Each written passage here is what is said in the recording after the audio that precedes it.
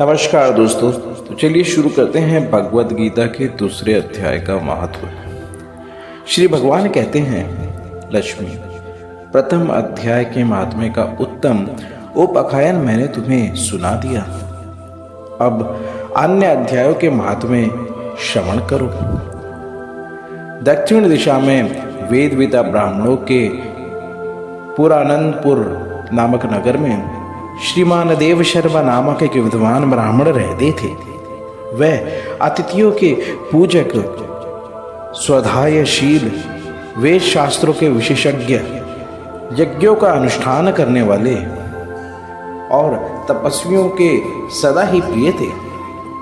उन्होंने उत्तम द्रव्यों के द्वारा अग्नि में हवन करके दीर्घकाल तक देवताओं को तृप्त किया, किंतु उन धर्मात्मा ब्राह्मण को कभी सदा रहने वाली शांति ना मिली। वह परम कल्याणमय तत्व का ज्ञान प्राप्त करने की इच्छा से प्रतिदिन प्राचुर सामग्रियों के द्वारा सत्य संकल्प वाले तपस्वियों की सेवा करने लगे। इस प्रकार शुभ आचरण करते हुए उन्हें बहुत समय बीत गया। तदंतर एक दिन पृथ्वी पर उनके समक्ष एक त्यागी महात्मा प्रकट हुए।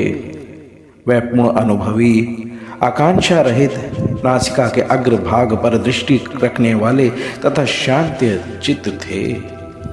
निरंतर परमात्मा के चिंतन में संलग्न हो वह सदा आनंद विभोर रहते थे।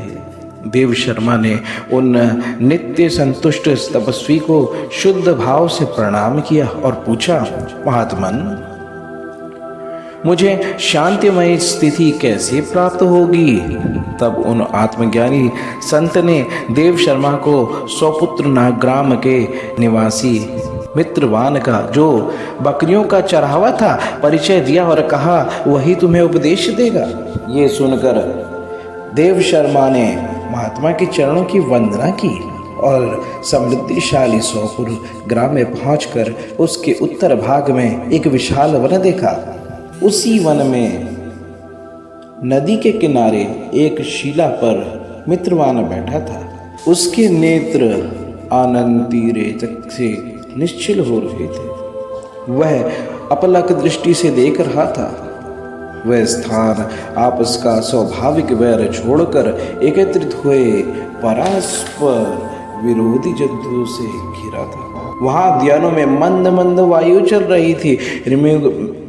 मृगों के झुंड शांत भाव से बैठे थे और मित्रवान दया से भरी हुई आनंदमयी मनोहरणी दृष्टि से पृथ्वी पर मानो अमृत छिड़क रहा था।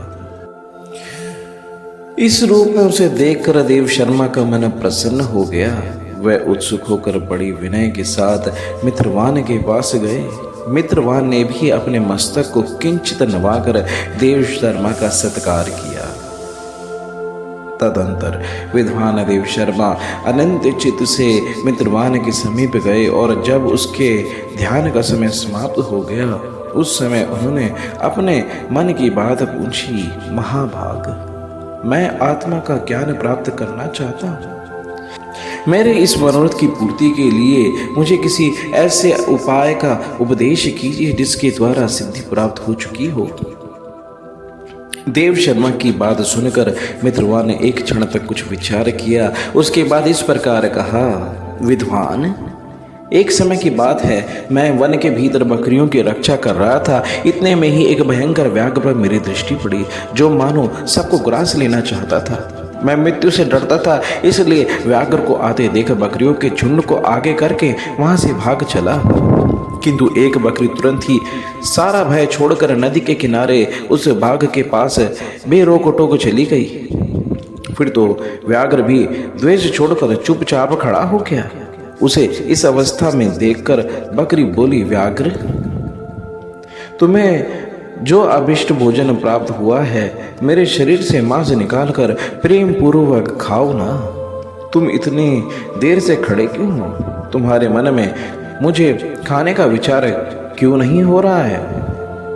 व्याघ्र बोला, बकरी, इस स्थान पर आते ही मेरे मन के द्वेष का भाव निकल गया, भूख प्यास भी मिट गई, इसलिए पास आने पर भी अब मैं तुझे खाना नहीं चाहता।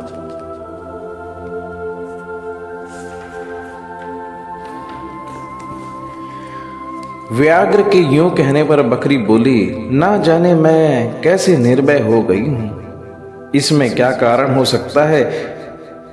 यदि तुम जानते हो तो बताओ। ये सुनकर व्याघ्र ने कहा, मैं भी नहीं जानता। चलो सामने खड़े हुए इन महापुरुष से पूछें। ऐसा निश्चय करके वह दोनों वहां से चल दिए। उन दोनों के स्वभाव में यह विचित्र परिवर्तन देखकर मैं बहुत विस्मय में पड़ा था। इतने में ही उन्होंने मुझसे ही आकर प्रश्न किया। वहां वृक्ष की शाखा पर एक वानर राज थे। उन दोनों के साथ मैंने भी वानरराज से पूछा। विप्रवर, मेरे पूछने पर वानरराज ने आदरपूर्वक कहा, अजापल सुनो, इस विषय में मैं तुम्हें प्राचीन वृत्तांत सुनाता हूँ।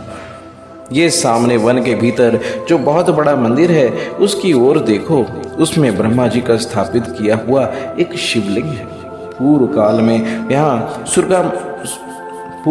में यहाँ सुकर्मा नामक एक बुद्धिमान महात्मा रहते थे, जो तपस्या में संलग्न होकर इस मंदिर में उपासना करते थे।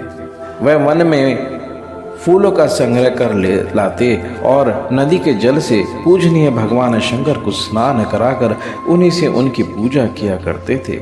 इस प्रकार आराधना का कार्य करते हुए सुकर्मा यहाँ निवास करते थे। बहुत समय के बाद उनके समीप किसी अतिथि का आगमन हुआ। सुकर्मा ने भोजन के लिए फल लाकर अतिथि को अर्पण किया और कहा, विद्वान, मैं केवल तत्व ज्ञान की इच्छा से भगवान शंकर की आराधना करता हूँ। आज इस आराधना का फल परिपक्व होकर मुझे मिल गया, क्योंकि इस समय आप जैसे महापुरुष ने मुझ पर अनुग्रह किया है। सुकर्मा के यह मधुर वचन सुनकर तपस्या के धनी महात्मा अतिथि को बड़ी प्रसन्नता हुई, जिन्होंने एक विशाल खंड पर गीता का दूसरा अध्याय लिख दिया और ब्राह्मण को उसके पाठ एवं अभ्यास के लिए आज्ञा देते हुए कहा, ब्राह्मण, इससे तुम्हारा ज्ञान संबंधी मनोरथ अपने आप सफल हो जाएगा। इससे तुम्हें आत्मज्ञान की प्राप्ति होगी। यूं कहकर वह बुद्धिमान तपस्वी सुकर्मा के सामने ही उनके देखते देखते अंतर्ध्यान हो गए। सुकर्मा विस्मित होकर उनके आदेश के अनुसार निरंतर गीता के द्वितीय अध्याय का अभ्यास करने लगे। तदंतर दीर्घ काल के पश्चात अंतःकरण शुद्ध होकर उन्हें आत्मज्ञान की प्राप्ति हुई। फिर वे जहां जहां गए वहां तो तपोवन शांत हो गया। उनमें शीत, उष्ण और राग दोष आदि की बाधाएं दूर हो गईं। इतना ही नहीं, उन स्थानों में भूख प्यास का कष्ट भी जाता रहा तथा भय का सर्वथा अभाव हो गया।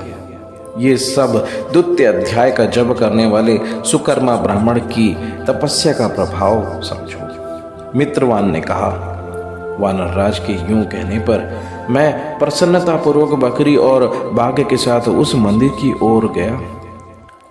वहां जाकर शिलाखंड पर लिखे हुए गीता के द्वितीय अध्याय को मैंने देखा और पढ़ा। उसी की आवृत्ति करने से मैंने तपस्या का पार पा लिया है। अतः भद्र पुरुष, तुम भी सदा द्वितीय अध्याय की ही आवृत्ति किया करो। ऐसा करने पर मुक्ति तुमसे दूर नहीं रहेगी। श्री भगवान कहते हैं, प्रिय मित्रवान के इस प्रकार आदेश देने पर देव शर्मा ने उसका पूजन किया और उसे प्रणाम करके पुरारंदपुर की राह ली। वहाँ किसी देवालय में पूर्वोक्त आत्मज्ञानी महात्मा को पाकर उन्होंने ये सारा वृत्तांत निवेदन किया और सबसे पहले उन्हीं से द्वितीय अध्याय को पढ़ा। उनसे उपदेश पाकर शुद्ध अंतकरण वाले सुकर्मा प्रतिदिन बड़ी श्रद्धा के साथ द्वितीय अध्याय का पाठ करने लगे। तब से उन्होंने अनविद्य प्रशंसा के योग्य परम पद को प्राप्त कर लिया। लक्ष्मी, यह द्वितीय अध्याय का उपाख्यान कहा गया है। तो मित्रों, ये था गीता के दूसरे अध्याय का महत्व और अब समय आ गया है कि आप गीता के दूसरे अध्याय को सुने। तो इसी वीडियो के डिस्क्रिप्शन में आपको गीता के दूसरे अध्याय का लिंक मिल जाएगा, जो कि सरल हिंदी में है। उसमें संस्कृत का अनुवाद नहीं है, केवल हिंदी है, तो आप आराम से उसको सुन के समझ सकते हैं। अगर आपको सनातन धर्म के प्रति किया गया ये प्रयास पसंद आया तो वीडियो को लाइक करें, शेयर करें और अगर आप चैनल पर नए हैं तो सब्सक्राइब करें। अभी के लिए इतना ही मित्रों, नेक्स्ट वीडियो में मिलते हैं। धन्यवाद।